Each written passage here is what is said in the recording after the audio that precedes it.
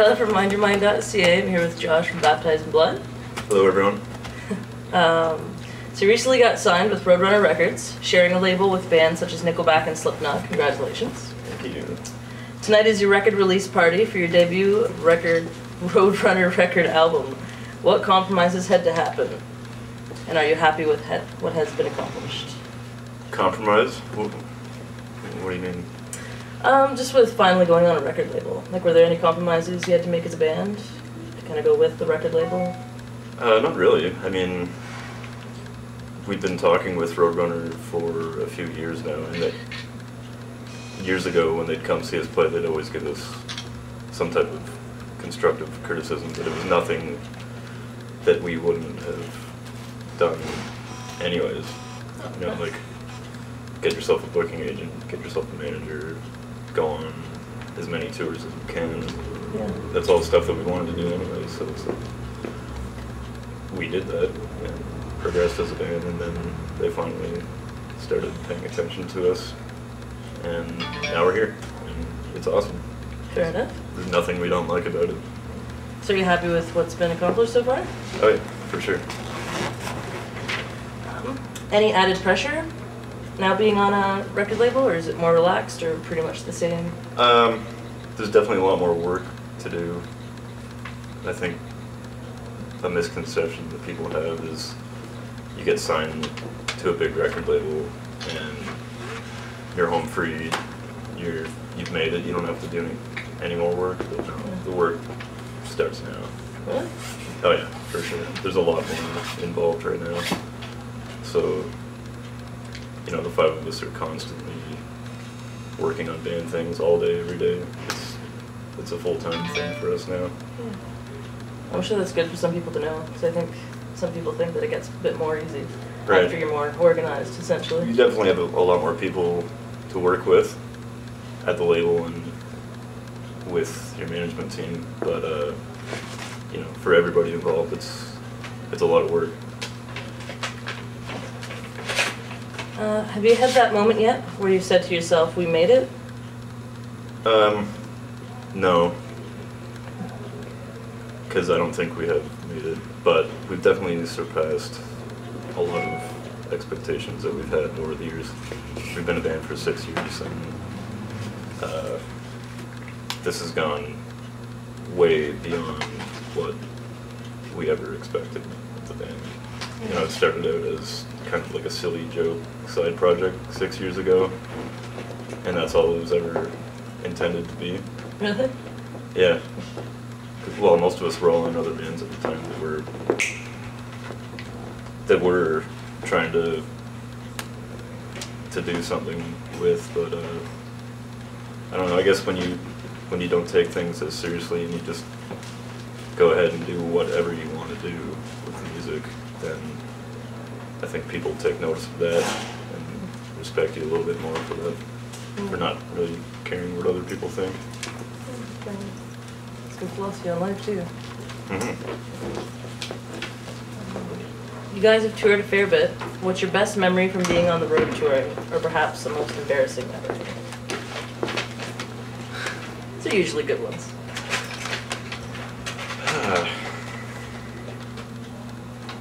Really good stuff. I know we had a really good time in the middle of winter on our way out west. We stayed in this town in northern Michigan. It was called Marquette, and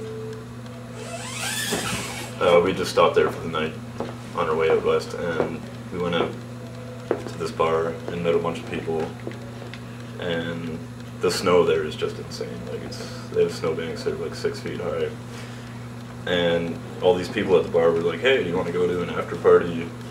Our buddy's got an igloo attached to the side of his house." So we went there, and sure enough, it was like an igloo about the length of this room, and about 7 feet high. That's no joking. And there was like 20 people just hanging out and walking around.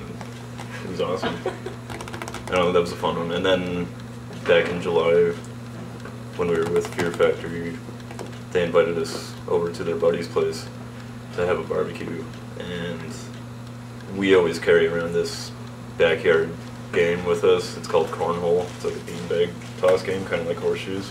Okay. So we busted that out, and we were playing against Fear Factory all day, and just kicking their asses was good enough for me. That was fun. Yeah. Yeah. You get more in depth with this cornhole game? How's that played? Yeah, sure. I'm curious about that. We've got 2 boards. They're about 4 feet in length. Yeah. And there's a hole in the middle of the board. The point is to toss your beanbags to the board, try and get it in the hole. If you get it in the hole, it's 3 points. If you get it on the board, it's 1 point. And the 2 boards are spaced 27 feet apart. And exactly 27 feet. Exactly 27 feet. Okay. There's 2 people on each team at either side. So you've got your teammate at the other end, and you're tossing back and forth. And the game goes up to 21. So, I don't know. It gets really competitive and really fun. I can see that. Glad you're making good use of the time, which doesn't sound too bad of a game. What have you learned about yourselves, and what have you learned about yourself after you've played with lots of other bands over the years? Has it influenced yourself at all? Playing with so many other bands and seeing so many other styles and how other bands Definitely. play along. For myself, I can take musical influence from anything I hear. So we've toured with a lot of bands that I personally like a lot, like Shadows Fall. After the Burial was out with us on the Fear Factory tour, and they're one of my favorite bands right now. Things that we've learned about ourselves, I think that we've learned that we're really fun and party harder than everyone. I guess, I don't know. Is there one thing you have to have on the road with you? Aside from musical instruments?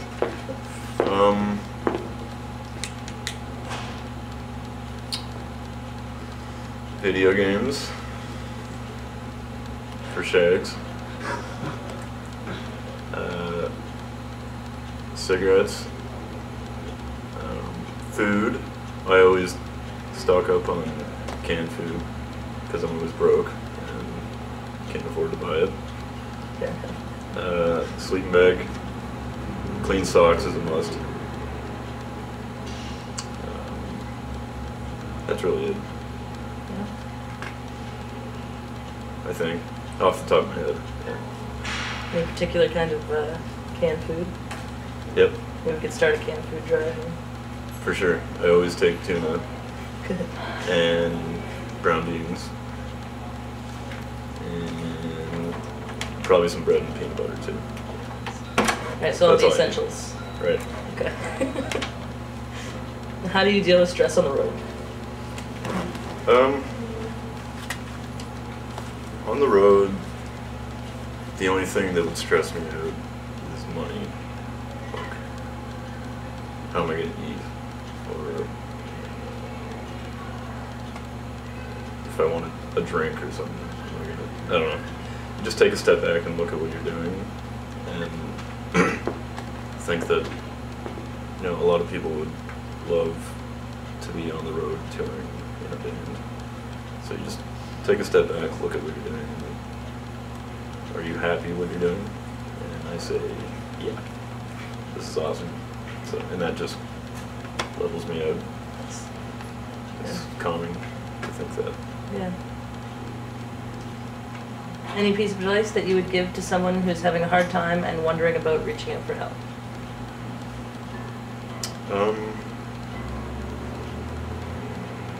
Yeah.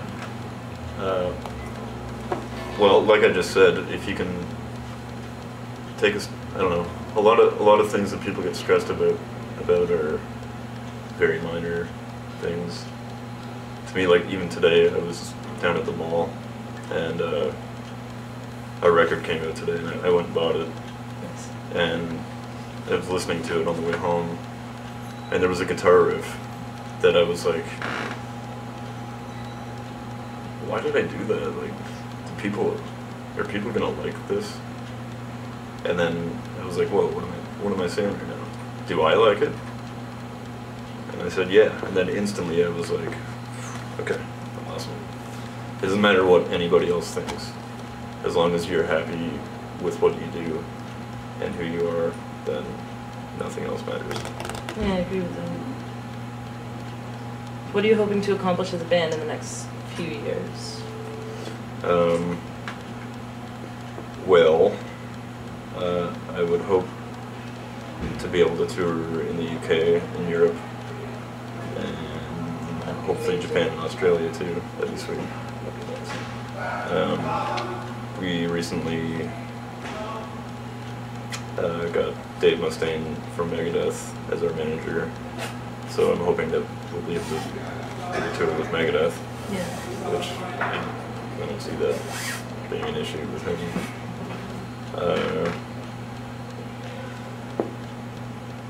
Hopefully people dig this record, and we'll be able to write a killer new one in a couple of years. Sweet. And last but not least, let's say you ended up on a deserted island and had to eat a band member. Who would it be and why? Well, if I was alone on a deserted island, would anybody else in my band even be there? Is that what I asked?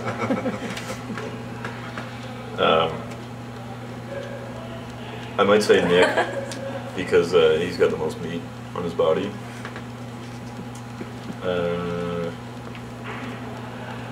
Yeah, I'd probably stick with that. He'd last me a while. Yeah.